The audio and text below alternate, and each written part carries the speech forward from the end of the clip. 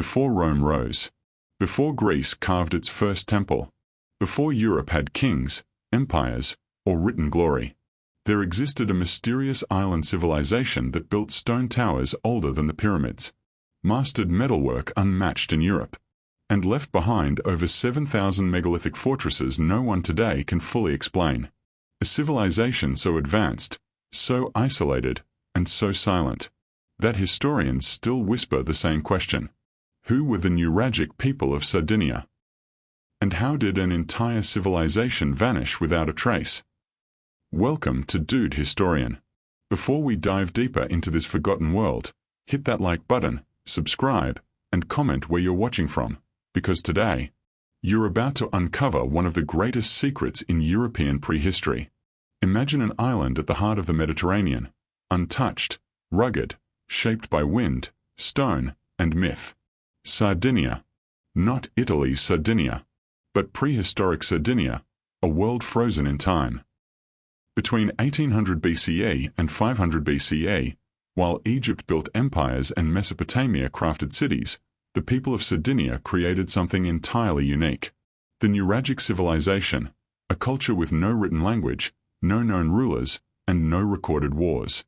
Yet they built more stone monuments than any other Bronze Age society in Europe. To this day, archaeologists walk across the island and stumble upon massive stone towers called Nuragies, some over 3,500 years old, tombs of the giants, megalithic communal graves stretching over 100 feet, holy wells engineered with perfect astronomical alignment, bronze figurines showing warriors, sailors, priests, and even boxers, and an artistic style that appears nowhere else on Earth. Let me repeat this. Over 7,000 Nuragies still stand, more than the number of pyramids, castles, and Greek temples combined. Who were these people? How did they do this without outside influence? And why does no one talk about them? Stay with me. And don't forget to like the video if you're already hooked. It helps us tell more hidden stories like this. Now, let's step into their world. Sardinia was both a paradise and a fortress. Mountain ranges cut through its center. Jagged coasts protected it from invaders. And rich deposits of metals, especially copper and tin, gave its people the key to power. Bronze, the metal that defined an era. The metal that gave rise to warriors, trade networks, and massive stone architecture. Here, isolated yet resource-rich, a distinct civilization emerged. One with a culture so strong that it would resist outsiders for over 1,000 years. This is where the rise of the Nuragic people truly begins. The rise, builders of stone and power. Let's rewind to around 1800 BCE. Across Europe, most societies lived in small tribal communities. But on Sardinia, something extraordinary was unfolding. The birth of the Nuragi. A Nuragi wasn't just a building. It was a symbol of authority, engineering, astronomy, and community. These stone towers, sometimes reaching 30 meters in height, were constructed with no mortar, multi-ton blocks, perfectly balanced corbelled domes, advanced defensive layouts, hidden chambers and staircases. Ask any engineer today, and many still can't fully explain how they built them with Bronze Age tools.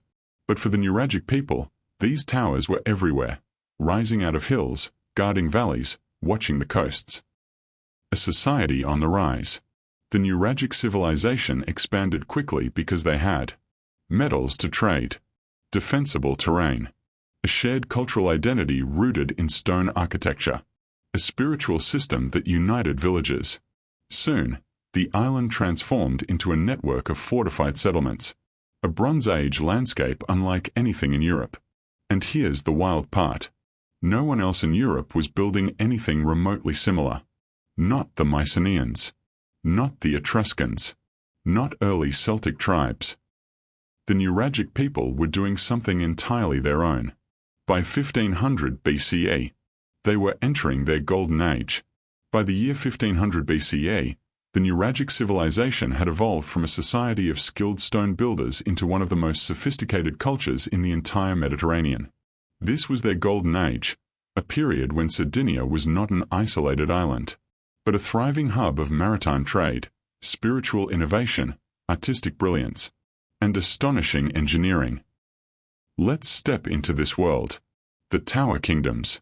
Across the island, villages grew around massive multi-towered complexes called Nuragic castles. Though castle doesn't do them justice. Imagine clusters of stone towers connected by thick walls, courtyards, wells, and granaries. Each complex served as a fortress, a religious center, a meeting hall, a trading hub, a symbol of local power. Some were so large that archaeologists believe hundreds lived around them. And the engineering? Mind-blowing. These towers used heavy checkmark cyclopean masonry, huge blocks placed so precisely they look like puzzles. Heavy checkmark corbelled domes rising high above ground level. Heavy checkmark ventilation, acoustics, and drainage systems. Heavy checkmark sightlines to other towers, forming an island-wide communication network. This wasn't primitive Europe. This was proto-urban innovation. And that's not all. Masters of metal. If the Nuragic people had one superpower, it was metallurgy. Sardinia sat upon rich deposits of copper, lead, silver, iron, later periods, and most importantly, tin. Tin was extremely rare in the ancient world. And tin plus copper equals bronze, the metal that ruled the Mediterranean. Nuragic blacksmiths became legendary. Their bronze figurines, known as bronzetti, show an extraordinary level of craftsmanship. These figurines depict archers, boxers, chieftains, sailors, priests, women with detailed jewelry, and even entire boats. Their art wasn't symbolic, it was realistic. This gives us something written language could not: a window into their daily life, fashion, warfare, beliefs, and hierarchy. And speaking of boats, the mariners of the Western Sea, the Nuragic people weren't isolated villages. They were sailors. Their bronze ship models, with intricate prows and detailed rigging, suggest active seafaring. Archaeological evidence shows contact with the Mycenaeans, the Cypriots, the Phoenicians, possibly even early Iberian cultures. They traded metals, ceramics, and crafted goods across the Mediterranean. Sardinia became a crossroads, a silent powerhouse in Bronze Age trade. And with trade came influence. The spiritual heart of Sardinia. If the Nuragies were the bones of this civilization, their holy wells were the soul. Across Sardinia, we find beautifully engineered underground temples built with perfect geometric precision. These wells were aligned with the moon's cycles, solar events, and even specific constellations. Some wells light up only during certain astronomical moments, suggesting that Nuragic priests were not just spiritual leaders, but astronomers. Their religion centered on water worship, female fertility deities, possibly solar-lunar cycles, ritual gatherings around sacred springs, offerings of bronze figurines, weapons, and jewelry. These wells show a level of architectural sophistication, equal to, and in some ways surpassing, contemporary Greek sanctuaries. Imagine descending a perfectly carved stone staircase into cool darkness, toward a pool of still water that mirrors the stars above. This was spirituality made architecture. The Nuragic Golden Age was defined by engineering, trade, spirituality, and stability. But every great civilization eventually reaches a turning point. For the Nuragic people, that turning point came from three forces: increasing competition in the Mediterranean, foreign arrivals with new technologies and ambitions, internal mysteries we still cannot explain today. Let's peel back the layers. The Mediterranean was changing. By 1200 BCE, the classical Bronze Age world was collapsing. Across the Mediterranean, the Mycenaean palaces fell. The Hittite Empire burned. Egypt struggled to defend itself. Trade networks shattered. Entire populations migrated.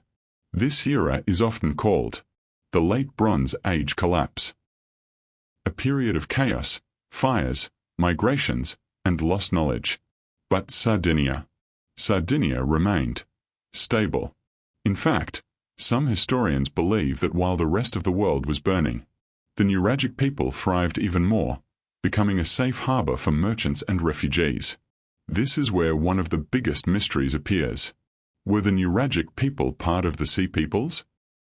The Sea Peoples were a confederation of mysterious naval raiders who terrorized the Mediterranean, attacking Egypt, Syria, Canaan, and Anatolia. Egyptian records mention a group called the Shardana, and many scholars believe the Shardana equals the people of Sardinia. Why?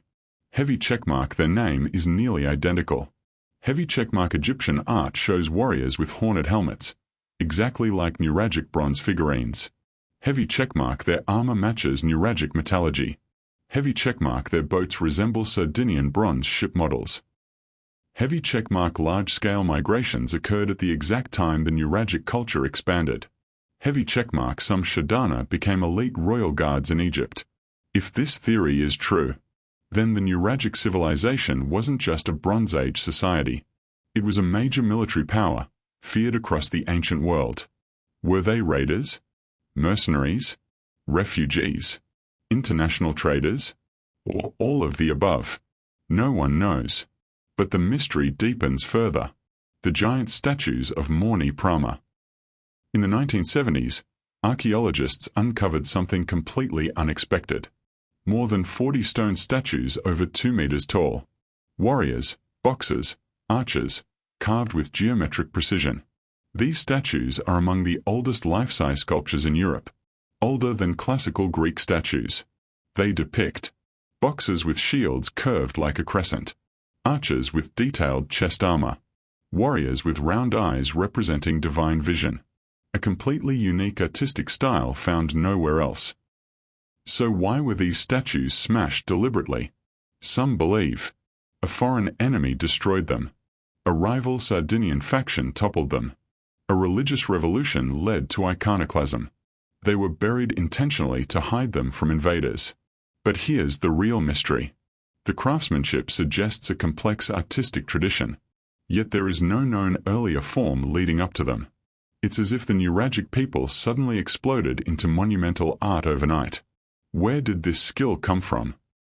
Still unexplained. Technological mysteries.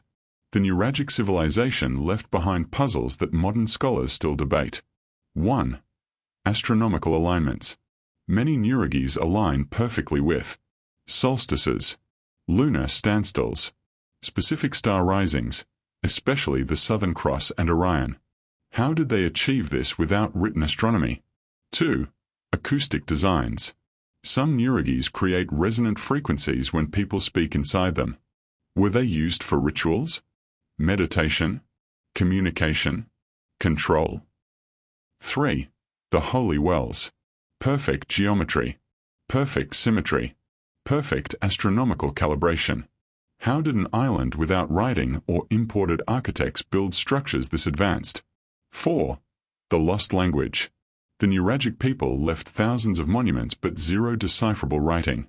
Did they have a written system on perishable materials? Did they use symbols we haven't recognized yet? Did they prefer oral tradition? No one knows. And this brings us to a decisive moment in their history. The moment the Nuragic world begins to unravel. The Nuragic civilization stood strong for more than 1,000 years. A rarity in ancient history. But no civilization is immune to change.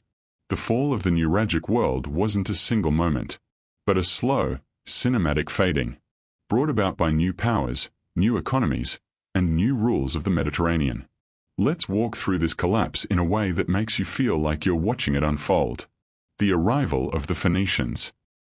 Around 900 to 800 BCE, sleek ships appeared on Sardinia's horizon. They belonged to the Phoenicians, master traders from the Levant, founders of Carthage, creators of the alphabet, and merchants who built an empire not with swords, but with commerce. At first, the Phoenicians didn't invade. They did what they always did. They built trading posts, not cities. They offered luxury goods, not war. They brought new technologies, not conflict.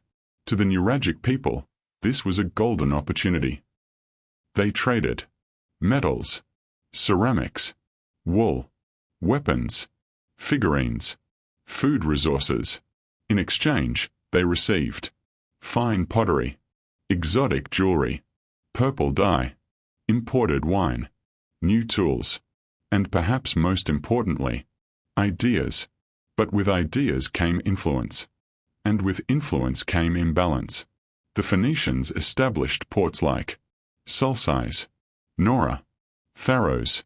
These became wealthy, independent city-states, eventually growing more powerful than the Nuragic elites inland. And then, everything changed. The rise of Carthage. By 600 BCE, the Phoenician world had evolved. Their greatest colony, Carthage, became a superpower of its own, militaristic, ambitious, and determined to dominate Western Mediterranean trade. Suddenly, trade posts became military footholds, friendly exchange became pressure, and Sardinia's independence began to erode. Carthage didn't need to conquer the island violently at first. Instead, they used economic control. They monopolized sea routes. They controlled ports. They dictated trade terms. They absorbed local elites into their system. But as Carthaginian power grew, tensions rose. There were rebellions, skirmishes, conflicts between inland Nuragic settlements and coastal Phoenician colonies. Some Nuragies were fortified again. Others were abandoned. The world was changing, and the Nuragic people were being pushed out of it. The internal breakdown. Even without foreign pressure, the Nuragic system was beginning to crack. 1. Fragmented chiefdoms. The island was never a single kingdom. It was hundreds of local powers. When Carthage entered the scene, these powers split even further. Some allied with Carthage. Some resisted. Some stayed neutral. Some disappeared entirely. Unity shattered. 2. Social transformation. Nuragic elites began adopting foreign fashions, customs, and tools. Their own traditions slowly faded. 3. Economic dependence. The Phoenician or Carthaginian economy was more advanced. Local industries collapsed or were assimilated. 4. Abandonment of Nuragies. One of the most symbolic moments in this fall. By 600 to 500 BCE, many Nuragies, once the soul of Nuragic culture, were no longer being maintained. Some were used as storage, some as animal shelters, some simply left to time. A civilization built on stone was now crumbling in silence. Rome enters the frame. If Carthage dimmed the Nuragic world, Rome snuffed it out.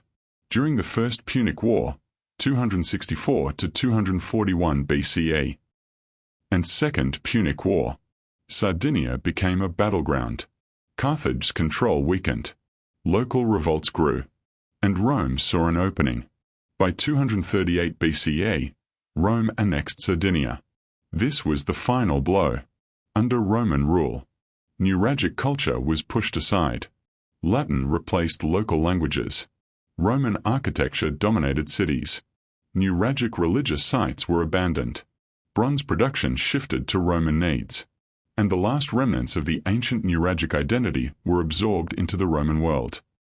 This wasn't a sudden death. It was a quiet assimilation, a fading.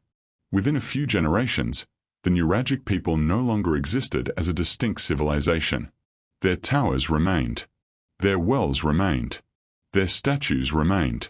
But their identity, their voice, their story, vanished. Or did it?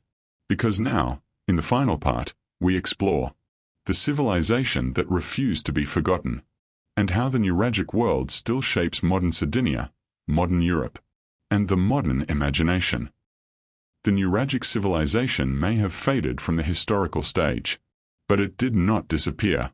Its fingerprints are everywhere, in the land, in the people, in the culture, and in the mysteries that still captivate the world today. This is where the forgotten becomes unforgettable. The genetic legacy. In recent decades, DNA studies across Sardinia revealed something astonishing. Modern Sardinians are among the closest genetic descendants of ancient Europeans. Why? Because Sardinia was isolated for thousands of years. Its people remained genetically stable while the rest of Europe experienced waves of migration. This means The DNA of the Nuragic people still lives strongly in modern Sardinians. Their bloodlines survived conquest, colonization, trade, and empire. Their story isn't just archaeological, it's biological. When a Sardinian today walks past a Nuragi, they're not just looking at the past. They're looking at the architecture of their ancestors, the living culture. Although the Nuragic language is gone, many cultural echoes remain. 1. Traditional Sardinian music. Some of the throat-singing techniques resemble ancient vocal styles used in ritual spaces. 2. Jewelry and metalwork. Several designs mimic Bronze Age patterns. 3. Communal festivals. Many Sardinian festivals revolve around water, fire, and fertility, themes central to Nuragic spirituality. 4. Stonework traditions. Sardinians have a long history of stone craftsmanship, passed down across generations since prehistoric times. 5. Mythology. Local legends speak of ancient giants building the Nuragis, a memory that may preserve the scale and awe of the original culture. The civilization is gone, but the essence remains. The revival of archaeology. It wasn't until the 20th century that scholars realized the Nuragic civilization was one of the greatest prehistoric cultures in Europe. Excavations at sites like Nuragic in Barumani, Mont'e Prama, Santa Cristina Well Temple, Santu Antine Nuragi, revealed a sophistication that shocked the academic world. Archaeologists now recognize that heavy checkmark the Nuragic people had advanced engineering, heavy checkmark a complex social hierarchy, heavy checkmark maritime networks, heavy checkmark artistic mastery, heavy checkmark and deep astronomical knowledge. And yet, their story is still barely taught in schools, barely documented in mainstream history books, barely acknowledged in the global narrative of ancient civilizations. That's why your channel, Dude Historian, is doing something important, bringing forgotten civilizations back into the spotlight. So as we continue this journey, don't forget to speech balloon comment where you're watching from, thumbs up sign like the video to help it reach more people, push pin subscribe for more hidden history documentaries. Now, let's give the Nuragic people the ending they deserve, the meaning of their legacy. The Nuragic civilization teaches us something powerful. You don't need writing to create brilliance. You don't need empire to shape history. You don't need fame to leave a mark on the world. Their towers still rise from Sardinia's hills. Their wells still reflect the stars. Their figurines still stand with pride. Their statues still guard the land. They may be silent, but their stones speak. They remind us that history is full of forgotten giants, cultures who shaped the world in ways we are only now beginning to understand. And when you look at a Nuragi today, you're seeing more than architecture. You're seeing a calendar, a fortress, a temple, a community center, a legacy carved in stone, a message sent across 4,000 years, a message that says, we were here, we mattered, and we will not be forgotten. To truly understand a civilization, you must walk into their homes, listen to their footsteps, and imagine life through their eyes. Let's recreate a day in the life of a Nuragic community, not as ruins and artifacts, but as a living, breathing society. Morning in a Nuragic village. The sun rises over rugged hills. Smoke curls from the stone roundhouses. Kapana, built with wooden frames and thatched roofs. Inside, families wake to the scent of barley porridge cooking over a small fire. Children run outside carrying clay cups for water. Women gather grains, herbs, and wild greens. Men prepare tools, check livestock, sharpen bronze knives, or climb the Nuraga tower to scan the horizon. Life is simple, but not primitive. These are people who understand metal, stone, astronomy, and community. Their world is harmonized with nature and rhythm, craftsmanship and work. During the day, Nuragic villages are bustling with skill. 1. Metalworkers. Bronze glows in the forge. Hammers ring out as daggers, axes, bracelets, figurines. are shaped with incredible precision. Some bronzes are so detailed that modern artists still struggle to replicate them. 2. Potters. Women shape vessels with geometric designs. Spirals, chevrons, sun motifs. 3. Weavers. Looms clack rhythmically as wool becomes blankets, tunics, and ropes. 4. Farmers. Fields of barley and wheat bend in the breeze. Goats and sheep graze on the hills. 5. Builders and carvers. Stones are hauled, shaped, and fitted for new dwellings or ritual sites. This was a culture where everyone had a role, and every role mattered. Food and cuisine. What the Nuragic people ate shows a lot about their world. Their diet included barley, wheat, millet, sheep and goat cheese, meat on special occasions, olives and figs, wild game, fish and shellfish, honey as a sweetener. Meals were communal. People ate together, celebrated together, and likely shared food during rituals. Imagine a feast after a successful metal trade. Roasted meat, fresh bread, bowls of olives, clay cups of wine traded from Phoenicians. A simple life, but rich in culture. The social structure. The Nuragic people had a complex but flexible social hierarchy. 1. Chiefs, Capo Nuragico. Led villages and controlled large Nuragi complexes. 2. Priests of ritual specialists. Managed holy wells, festivals, and celestial observations. 3. Warriors. Depicted in bronzetti with helmets, shields, and armor. 4. Artisans. Metalworkers, potters, woodcarvers. Highly respected for their skills. 5. Farmers and shepherds. The backbone of the community. 6. Mariners and traders. Connected Sardinia to the wider world. This was not a random tribal society. It was an organized, interconnected network of communities, sharing religion, architecture, and identity. Evening rituals. As the sun sets, villagers gather near the Nuragi. Fires flicker. A storyteller begins recounting myths. Heroes, spirits, ancestors. Music echoes through the valley. Reed pipes, frame drums, rhythmic chants. And when the moon is full, pilgrimages to sacred wells begin. Water reflects moonlight like liquid silver.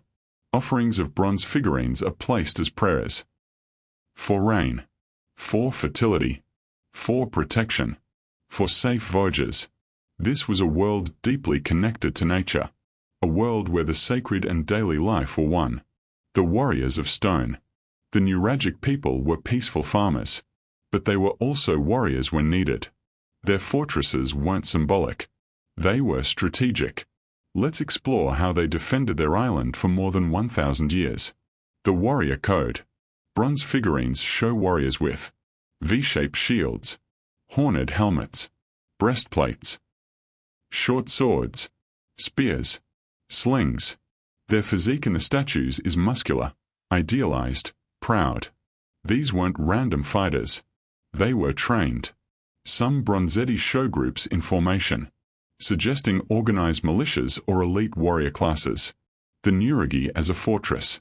The Nuragi wasn't just a tower, it was a defensive machine. Narrow corridors that forced invaders into single file. High vantage points for archers. Thick stone walls nearly impossible to break. Secret passages. Storage rooms for weapons. Inner chambers for safe retreat. Attacking a Nuragi was nearly impossible without siege technology. This is why the Nuragic people survived invasions for centuries, until Rome arrived with advanced engineering. Weapons and armor.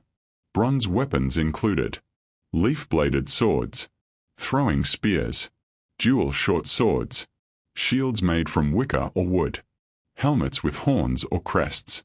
They likely fought in small units, using knowledge of terrain to their advantage. Some theorists believe Sardinian warriors served abroad as mercenaries, possibly even among the sea peoples feared across the Mediterranean. External threats. The Nuragic people had to defend against rival island clans, Phoenician expansion, Carthaginian dominance, pirate raids, possibly early Iberian or Italian incursions. Yet for almost 1,200 years, they survived.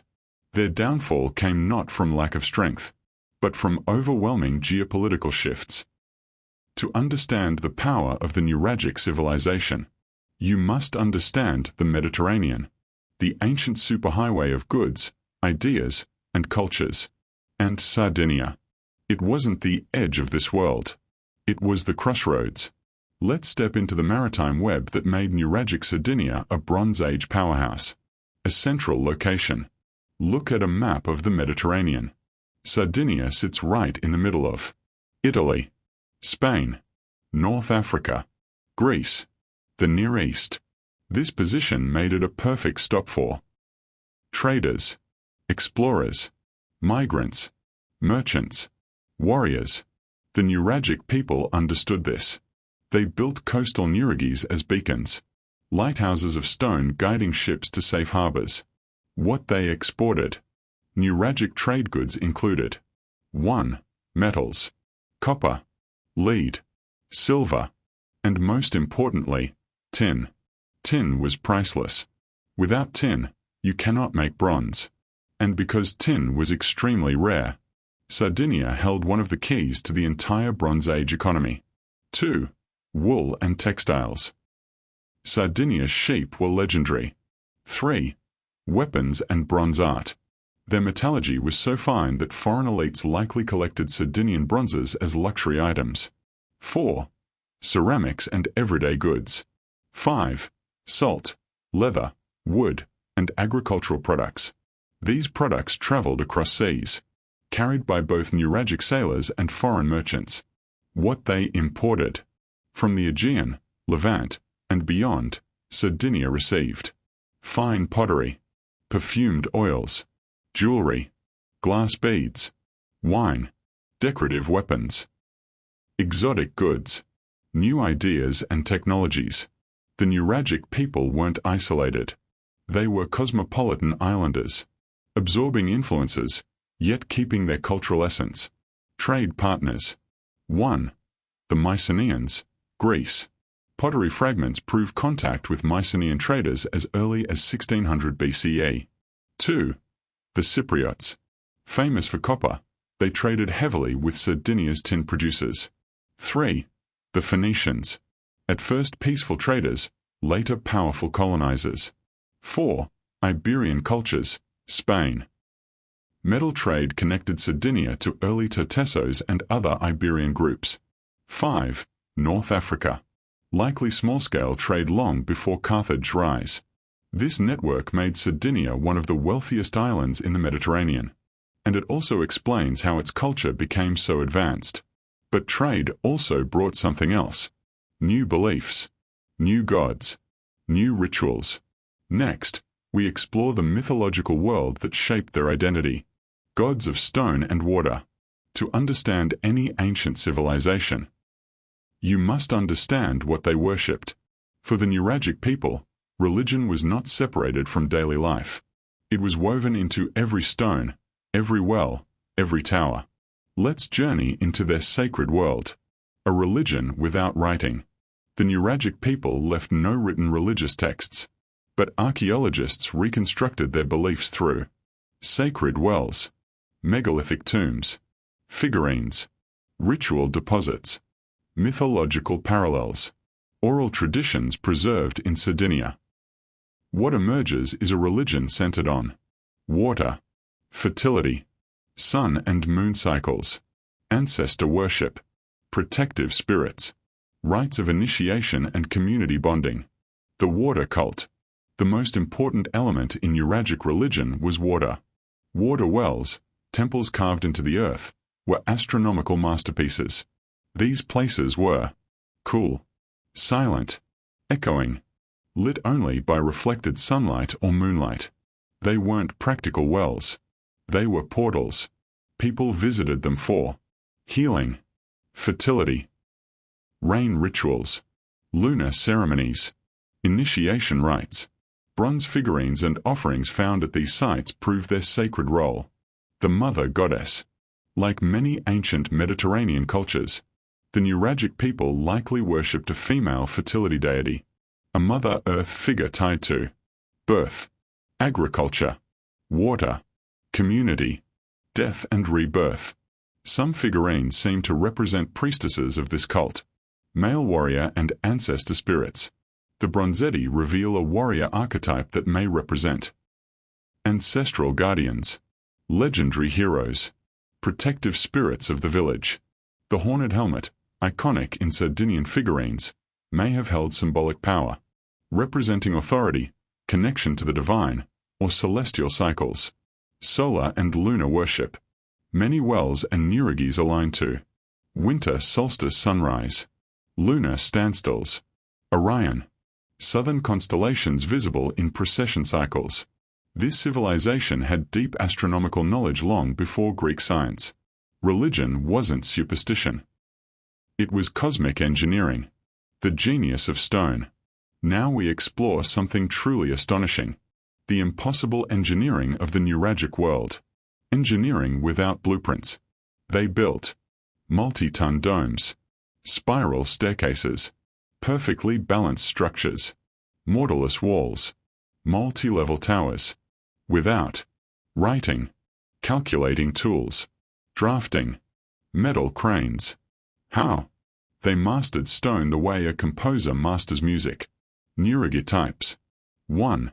Simple tower nuragi. Early form, one tower, one chamber. 2. Complex nuragi. Multiple towers connected by walls. 3. Castle-like nuraga villages, complete with courtyards, meeting rooms, and water storage. The secret of their stonework. Their technique. Large stones at the base, medium stones above, smaller, lighter stones towards the top. This creates stability without mortar. Their corbelled domes distribute weight perfectly, still standing after 3,500 years. Sacred geometry. Some nuragis and wells reveal equilateral triangles, golden ratios, perfect circles, alignments tied to Venus cycles. This level of precision suggests a priest-engineer class, architects chosen for sacred training. Where did the Nuragic people come from? The origins of the Nuragic civilization remain one of the greatest unsolved puzzles in ancient European history. No written records, no founding myth, no clear migration pattern, just stone and speculation. Let's explore the most compelling theories.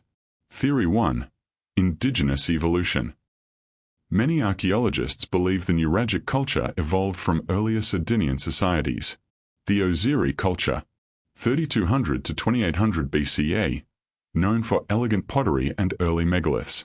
The Bonanaro culture, 1800 BCE, a transitional phase marked by new pottery styles and advanced stonework. Under this theory, no major migration occurred. Sardinia's isolation allowed unique development. Influence came through trade, not conquest. This is the simplest explanation, but also the least dramatic. Theory 2. Arrival of seafaring elites. Some scholars argue that a foreign group arrived around 1800 BCE and merged with locals. Possible candidates. 1. Aegean migrants, Mycenaean-affiliated groups. Architectural similarities include Tholos tombs, corbelled domes, Cyclopean masonry, but not close enough to confirm. 2. Iberian or Western Mediterranean sailors. Bronze shapes and pottery styles have minor parallels. 3. People connected to the bell beaker culture. Massive stone constructions and metalwork echo bell beaker traditions. What gives this theory weight? Sudden leaps in architecture and metallurgy. Between 1800 and 1500 BCE. This suggests some new knowledge arrived. Theory 3. The Shardana equals Proto-Nuragic. The most dramatic and controversial theory. The Shardana, one of the sea peoples in Egyptian records, were the ancestors or military elite of the Nuragic civilization. Arguments supporting this. Heavy checkmark Egyptian depictions match Nuragic bronze figurines. Heavy checkmark horned helmets appear in both. Heavy checkmark Sardinia's name resembles Shardana. Heavy checkmark the timeline of sea people's raids aligns with early Nuragic expansion. Heavy checkmark Sardinian warriors appear in foreign armies. If true, then Sardinia wasn't a passive island. It was a launch point for Mediterranean warriors. Theory 4. A lost Bronze Age refuge. As the Bronze Age collapsed around 1200 BCE, Mycenaean palaces fell. The Hittite Empire disintegrated. Trade networks vanished. Some scholars wonder, did refugees flee to safer lands like Sardinia? If so, Sardinia may have absorbed diverse groups, leading to the complexity of Nuragic culture, advanced engineering, new art styles, increased bronze figurine production, monumental sculptures like Mont'e Prama. This theory paints Sardinia as a haven in a world falling apart. Sardinia and the Lost Civilization. Now we explore one of the most viral and controversial ideas. Is Sardinia connected to Atlantis? We will handle this responsibly, not as fact, but as a fascinating hypothesis that attracts millions of viewers. Perfect for YouTube. Perfect for retention. Why Sardinia? Several researchers argue that Plato's description of Atlantis matches Bronze Age Sardinia better than any other location. Plato describes an island beyond the Pillars of Heracles, a culture with incredible engineering, stone architecture in concentric designs, a wealthy, maritime civilization, a sudden catastrophe. Sardinia fits parts of this. It lies just east of the Strait of Gibraltar. Nuragic engineering is extraordinary. The island had rich metal deposits. Maritime networks flourished. Some Nuragic complexes appear as circular fortresses. No proof, but intriguing parallels. The Sardinian Atlantis hypothesis. A few modern theorists propose. A massive Bronze Age flood hit Sardinia. Coastal Nuragies were submerged. Survivors preserved memory through myth. These stories influenced Plato via Egyptian sources. Underwater archaeology off Sardinia's coast revealed stone structures and collapsed settlements, still under investigation. Again, not proven, but compelling. Academic counterarguments. Mainstream scholars argue Plato's story is symbolic. Dates don't match. No clear evidence of a massive Sardinian flood. Atlantis likely wasn't real.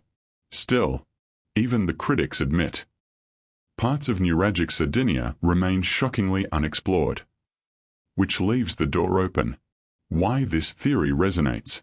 Because the Nuragic world feels mythical. Towers older than written history. Statues of giant warriors buried intentionally. A vanished culture with no written language. Megaliths aligned to the stars. A fall shrouded in silence. Whether Atlantis or not, Sardinia represents the mystery people crave in ancient history. And this makes your documentary incredibly captivating. What made the Nuragic unique? Now let's take a tour across the ancient world and compare civilizations. This segment adds academic weight to your video and increases watch time. Comparison 1. Mycenaeans, Greece. Similarities. Cyclopean stonework. Warrior culture. Bronze weapons. Trade networks. Differences. Mycenaeans had writing, linear B. Nuragic did not. Nuragic towers lasted longer than Mycenaean palaces. Mycenaeans collapsed suddenly. Nuragic faded gradually. Comparison 2. Egyptians. Similarities. Monumental architecture. Religious symbolism. Elite warrior classes, Shardana guards. Differences. Egyptians used written language and advanced bureaucracy. Nuragic architecture was decentralized, built by villages. Nuragic religion focused more on water than sun. Comparison 3. Etruscans, Italy. Etruscans appear centuries later, but share with Nuragic metalworking excellence, mysterious origins, rich iconography. However, Etruscans built cities. Nuragic built stone fortresses. Etruscans adopted Greek culture. Nuragic stayed original. Comparison 4. Celts, Europe. Similar. Oral traditions. Tribal networks. Warrior elites. But Nuragic engineering is far more advanced. Sardinia had stronger Mediterranean integration. These comparisons highlight one conclusion. The Nuragic civilization was not backward. It was different, and in many ways, ahead of its time. The giants who awoke from the earth. If the Nuragic towers are the bones of the Nuragic civilization, then the Mont'e Prama statues are its face.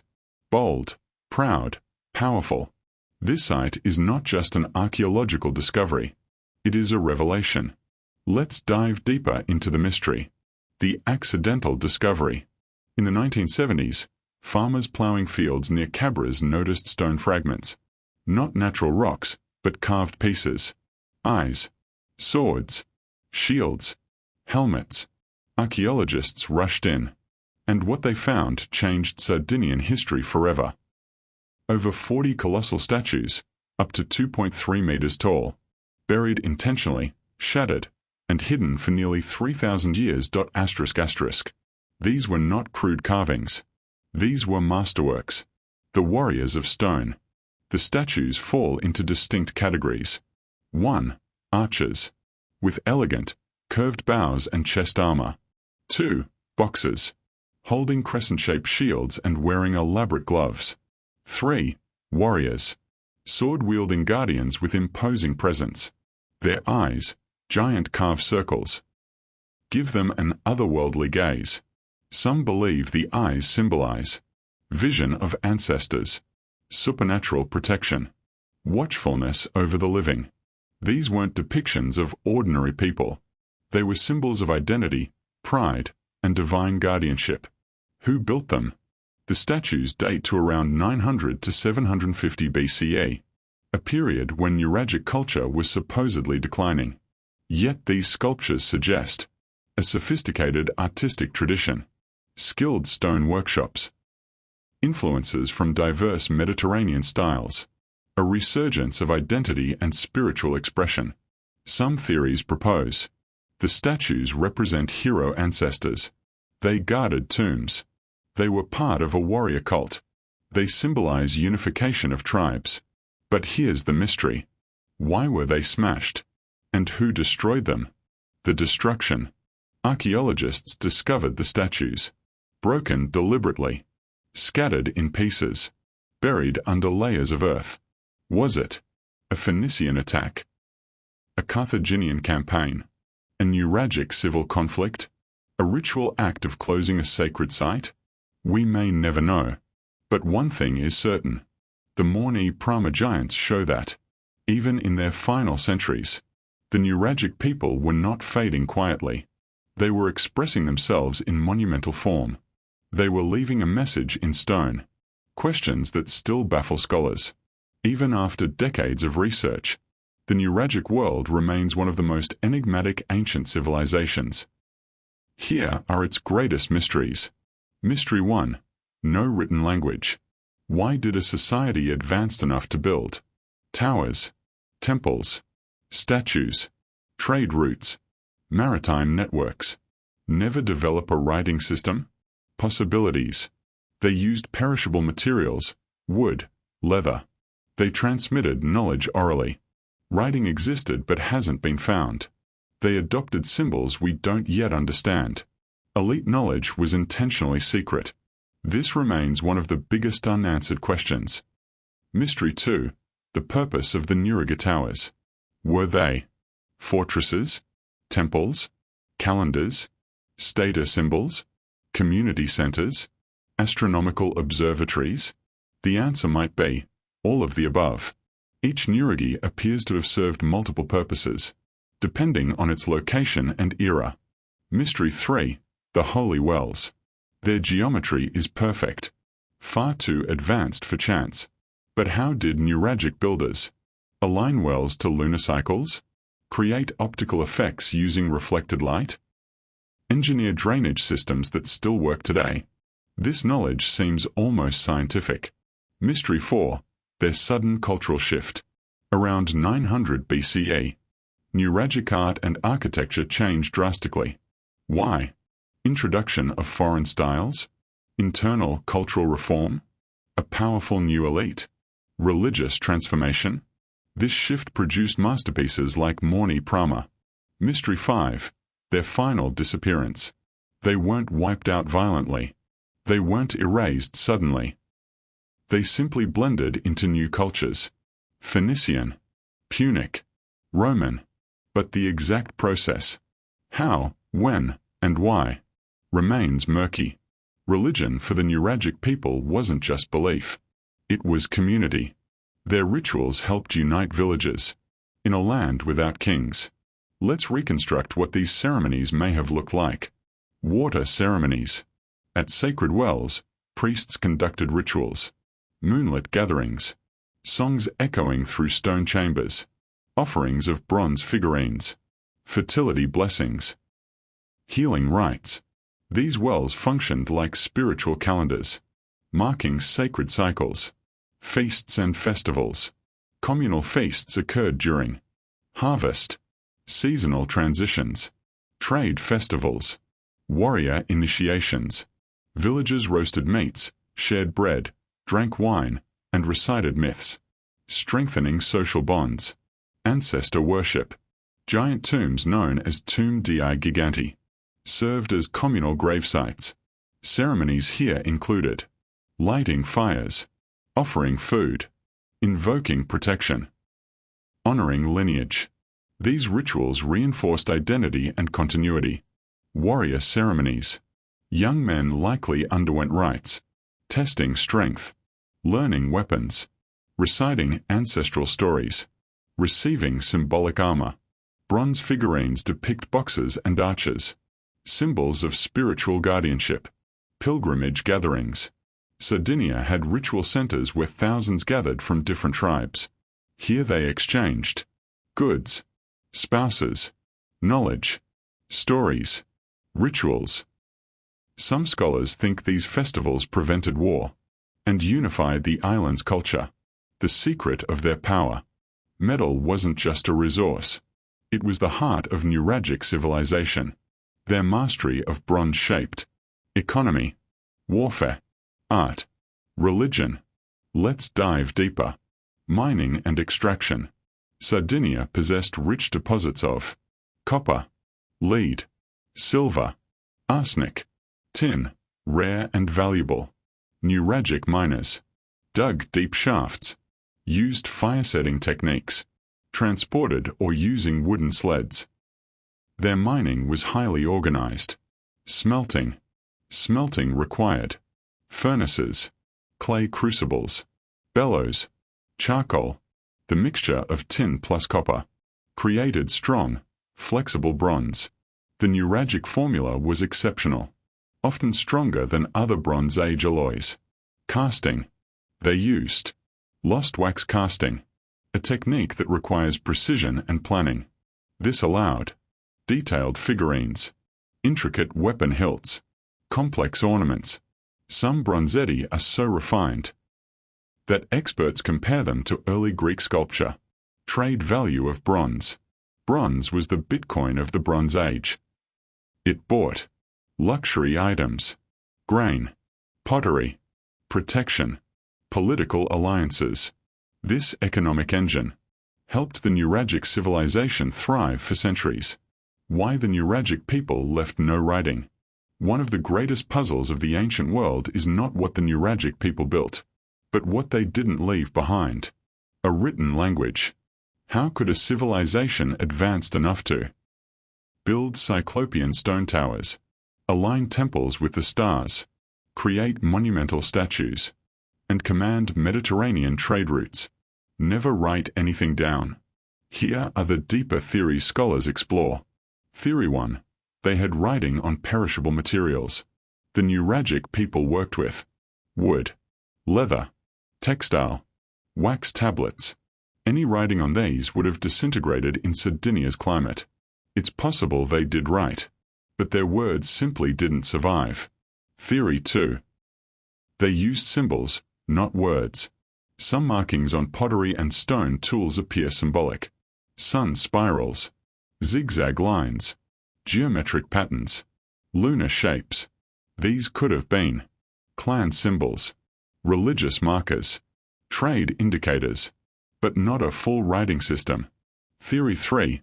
An oral knowledge culture. Many ancient cultures relied on master storytellers, ceremonial recitations, memory training, ritual repetition. The Nuragic priests and elders may have memorized laws, myths, genealogies, astronomical knowledge. This happens even today in some indigenous societies. Oral knowledge is not inferior.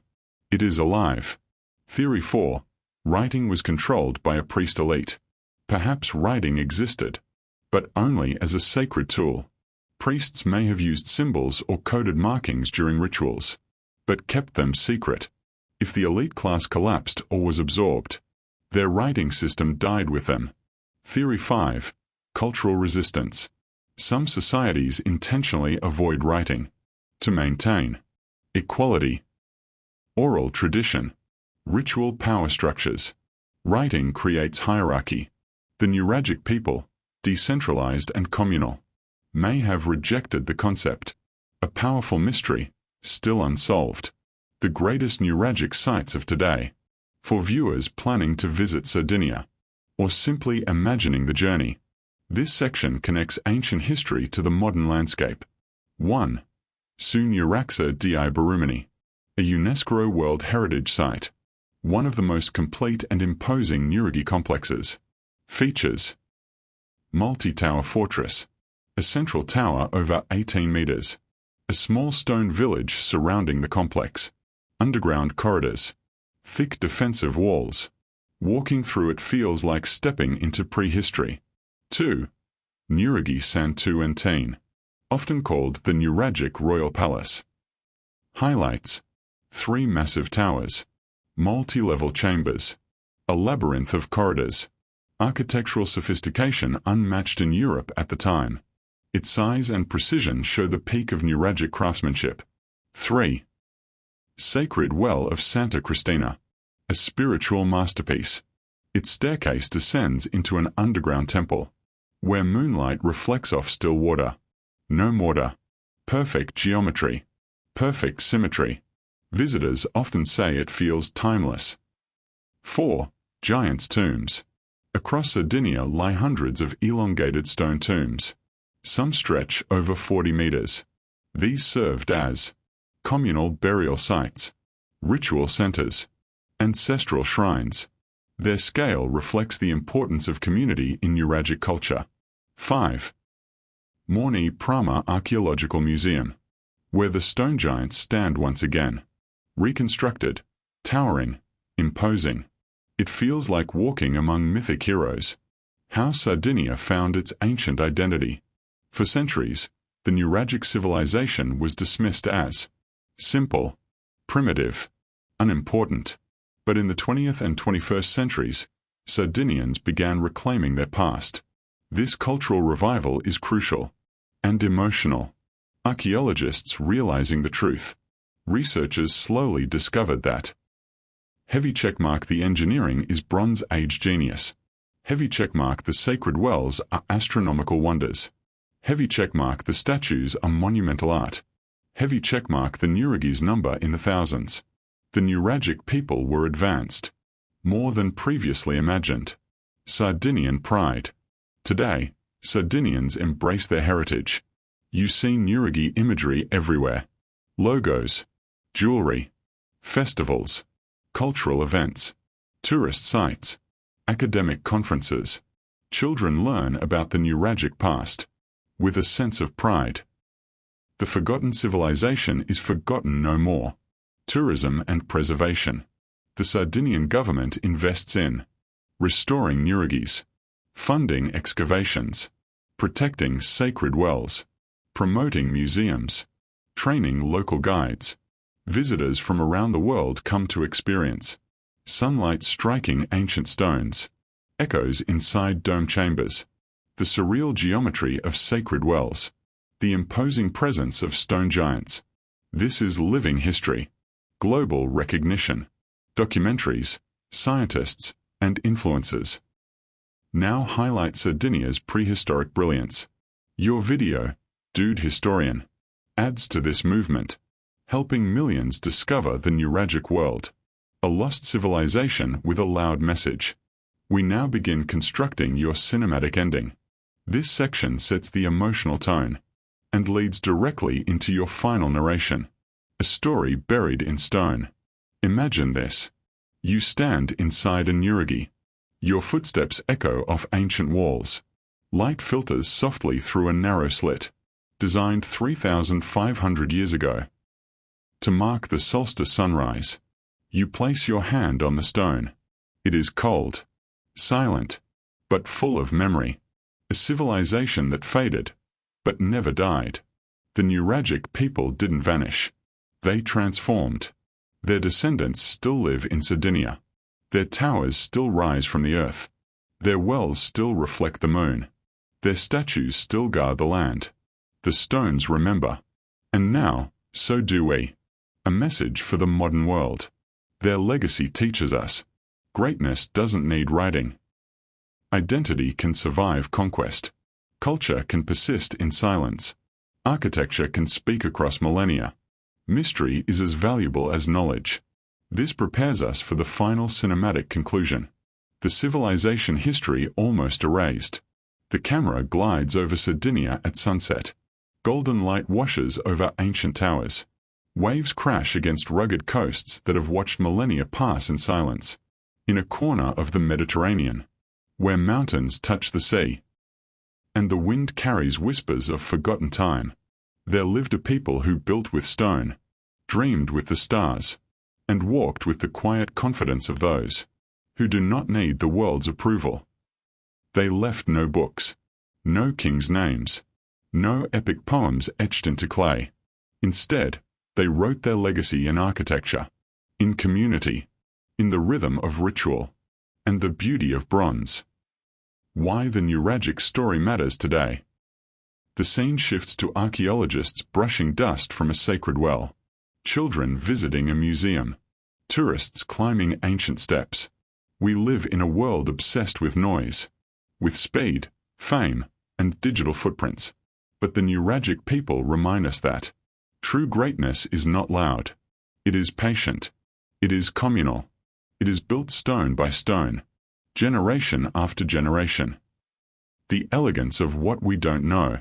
We may never decipher their language, nor fully understand why they align temples to the moon, the solstice, and the breath of the universe. But in the mystery, there is beauty. In the silence, there is power. A civilization immortalized in stone. The Nuragic people lived without empires, without written laws, without the hunger for conquest that consumed so many ancient powers. And yet, their towers still rise, their wells still shine, their statues still stare defiantly through the ages. They whisper, "We were here. We mattered. Remember us." If this journey moved you, if this forgotten civilization captured your imagination, drop a comment telling us where in the world you're watching from. Hit the like button to help this story reach more curious minds.